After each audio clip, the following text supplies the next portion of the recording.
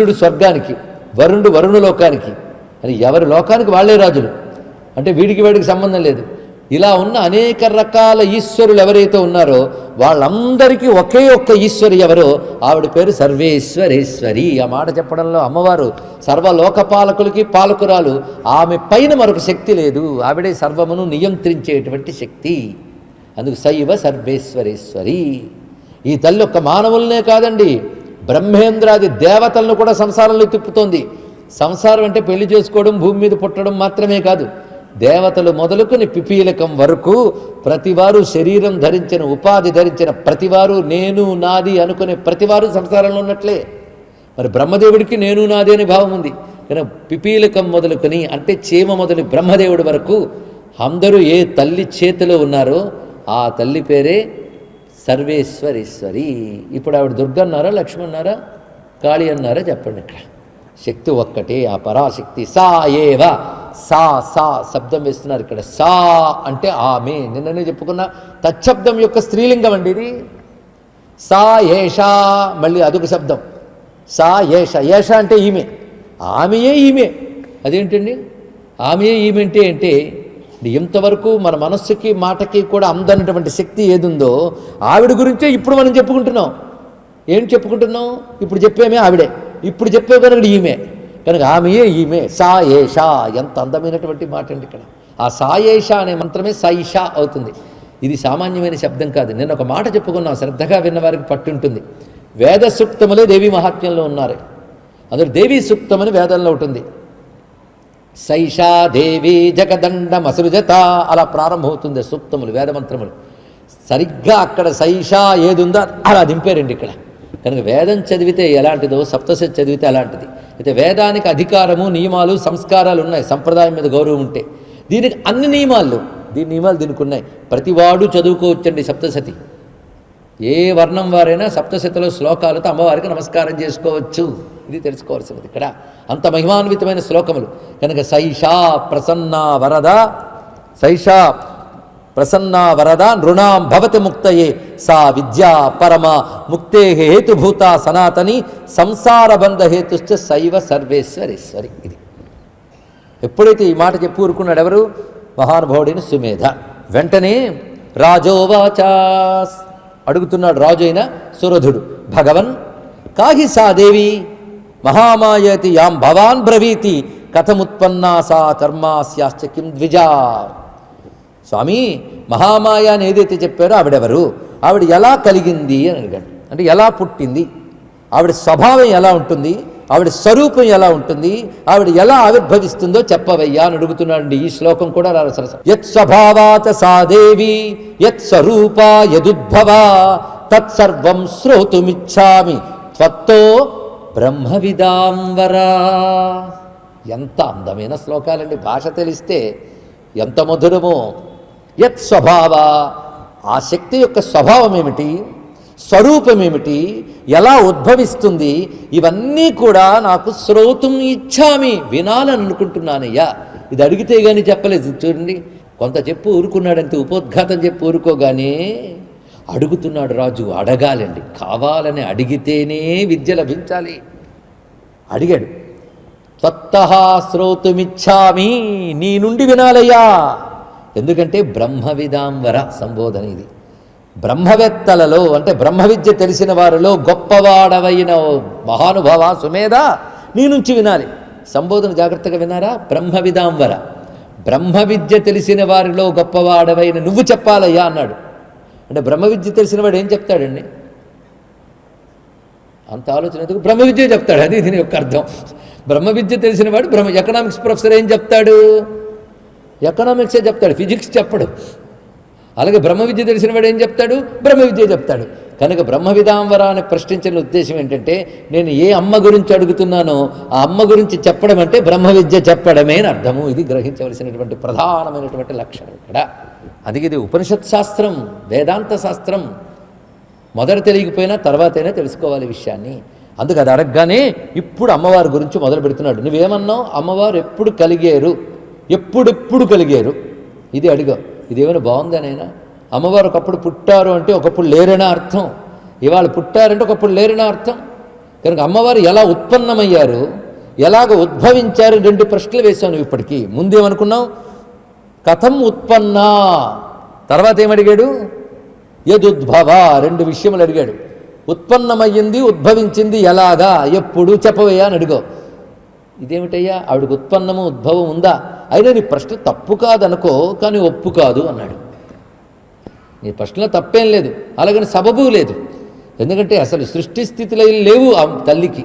సృష్టి స్థితిలో ప్రపంచానికి ఉంటాయి కానీ పరమేశ్వరికి ఉండవు. ఆవిడకి సృష్టి లేదు, స్థితి లేదు, లయ లేదు.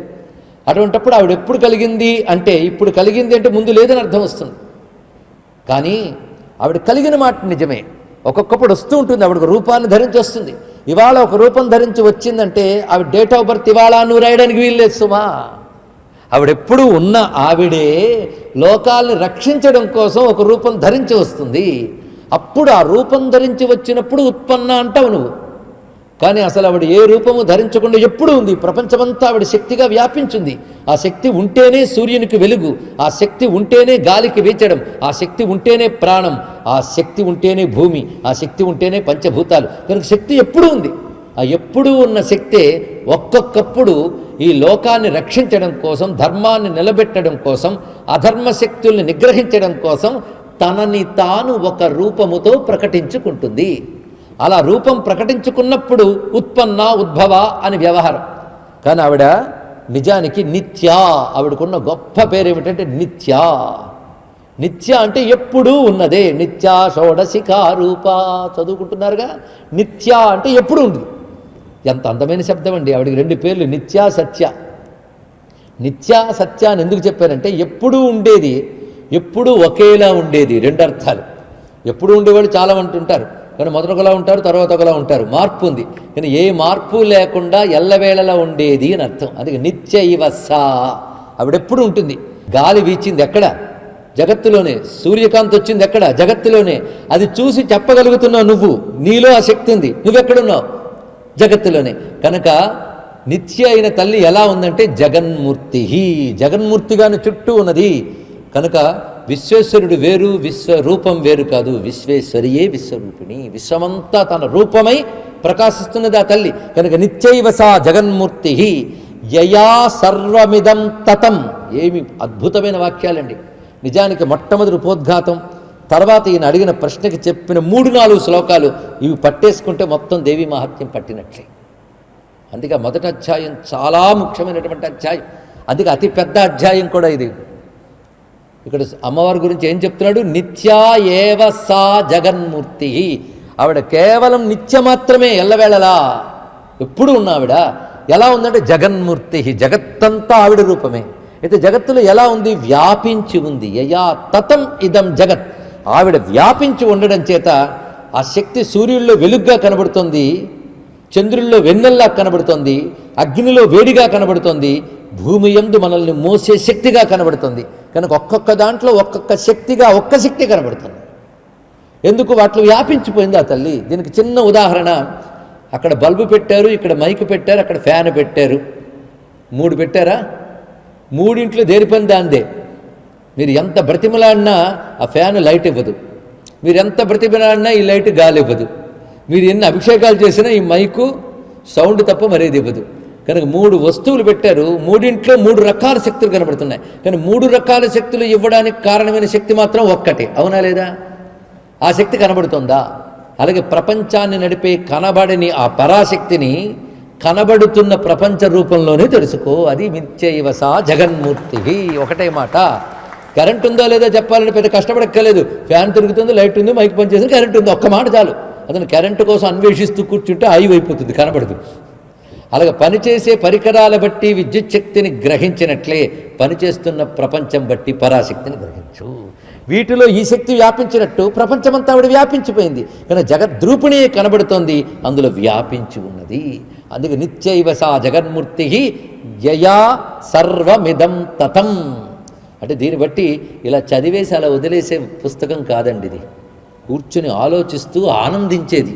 ఆలోచిస్తూ ఆనందించాలి. అమ్మ కనబడుతోంది కదా. తథాపి ఆవిడ ఆ విధంగా ఏ రూపము లేకుండా కేవల శక్తిగా జగన్మూర్తిగా వ్యాపించి ఉన్నప్పటికీ తత్ సముత్పత్తి బహుధా సూర్యతాం మమ. ఆవిడ అలా ఉన్నప్పటికీ నువ్వు చెప్పినట్టు ఆవిడ ఉత్పన్నం కూడా అయ్యింది. కేవలం శక్తిగా ఉన్న ఆవిడ ఉత్పన్నమయ్యకు రూపాన్ని ధరించి వచ్చింది.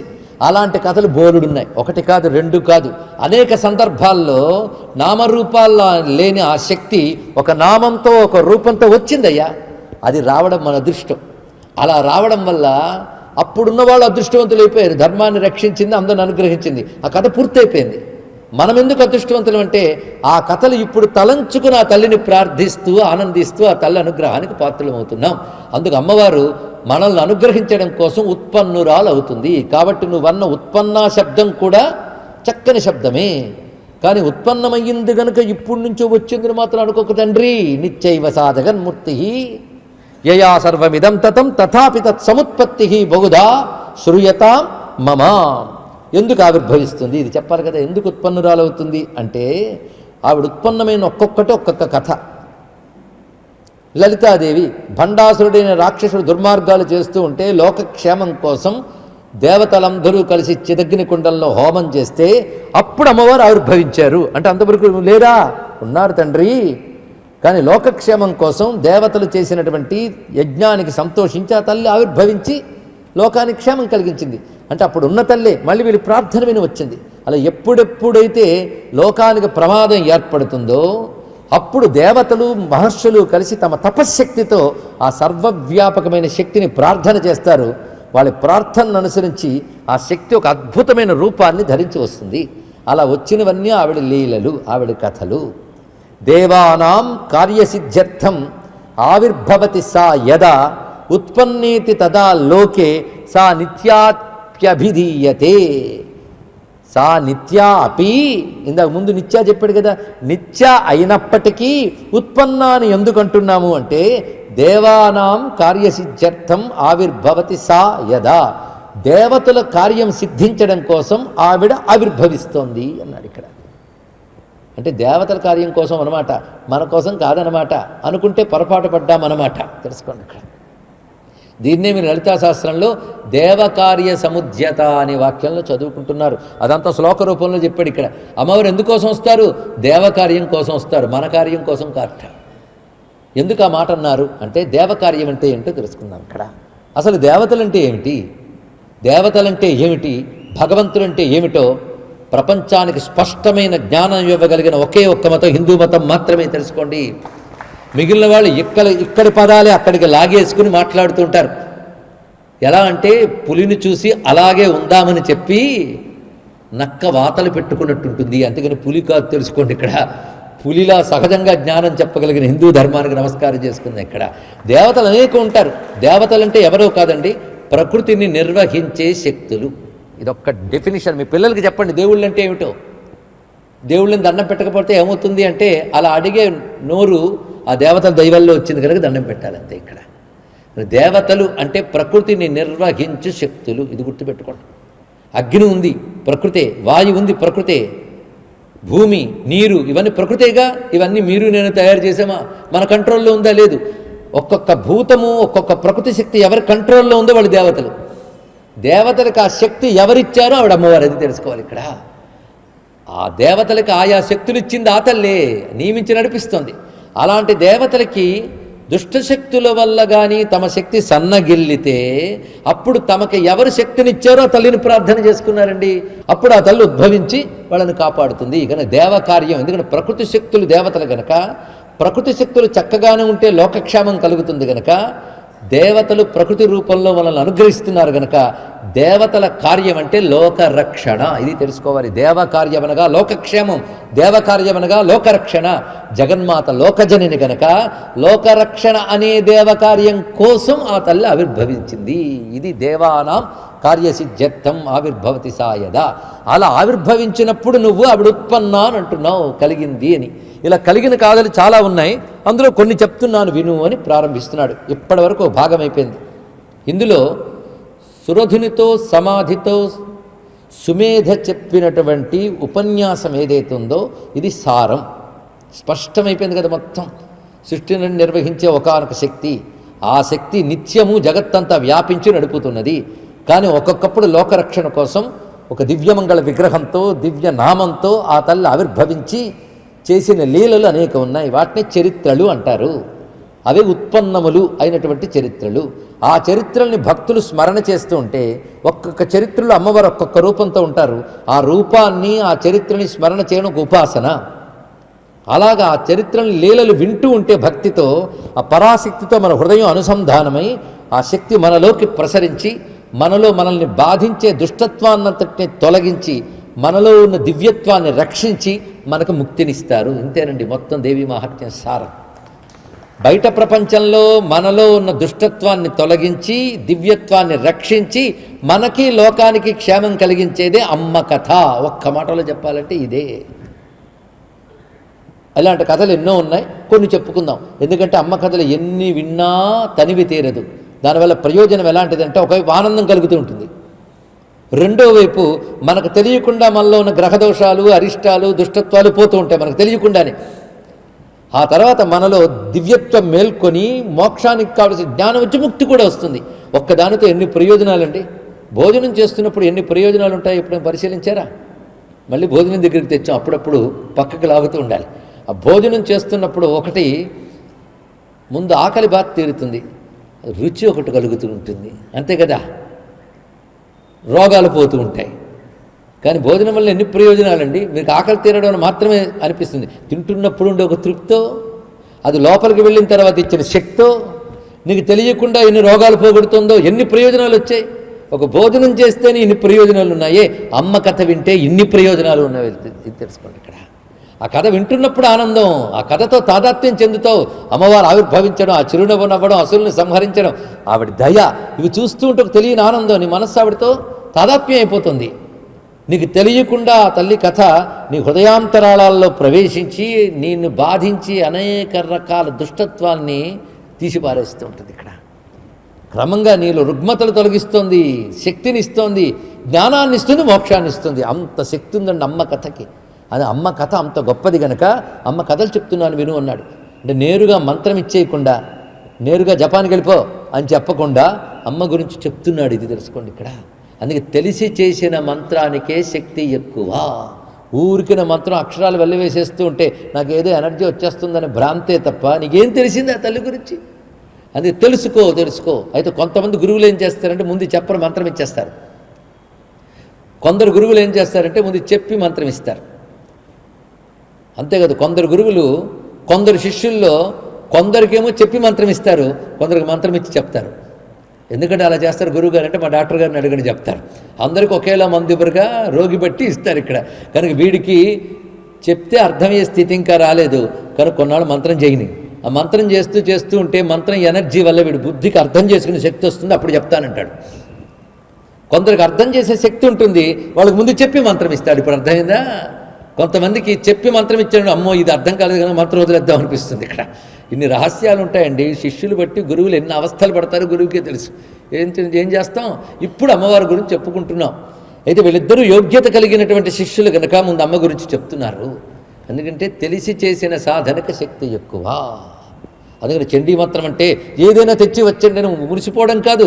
అసలు చండీ అంటే ఏంటో తెలుసుకో, తల్లి అంటే ఏంటో తెలుసుకో, చెప్తున్నాను విను అంటూ ప్రారంభించి చెప్తున్నాడు. ఇది వింటూ ఉండడమే ఒక ఉపాసన అని వినాలి. సాధన చేస్తున్నట్టు, పూజ చేస్తున్నట్టు కానీ సప్తశతి వినగలిగితే మొత్తం అందరూ 5 రోజుల దీక్షగా దేవీ మహాత్మ్యంలోనే చండీ యాగం పూర్తి చేసుకున్న వారి జ్ఞానరూప యాగం మొదలుపెట్టాడు. అమ్మవారి యొక్క మొదటి చరిత్ర చెప్తున్నాడు, ప్రథమ చరిత్ర. అందమైన కథలు. తదాద్వా వసురౌ ఘోరౌ విఖ్యాతౌ మధుకైటభౌ విష్ణుకర్ణమలోద్భూతౌ హంతుం బ్రహ్మాణముజ్యతౌ.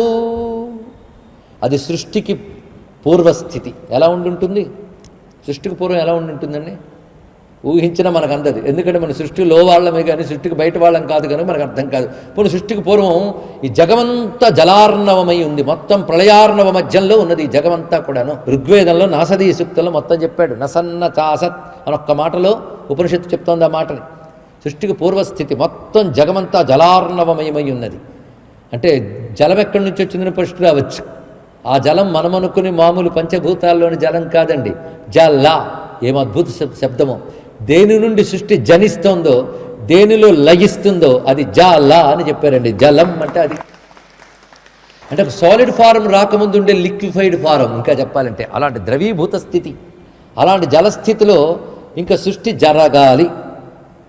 ఆ సంకల్పం కలిగినప్పుడు భగవంతుడు ఎలా ఉన్నాడు అంటే అనంతుడు ఆదిశేషుడు అయిన కాలస్వరూపమైనటువంటి సంకర్షణ భగవానుడైనటువంటి ఆ శేషశయ్యపై ఆయన ఉన్నాడు. ఆ పరమాత్మ ఒక రూపాన్ని స్వీకరించి కనబడుతున్నాడు ఇక్కడ.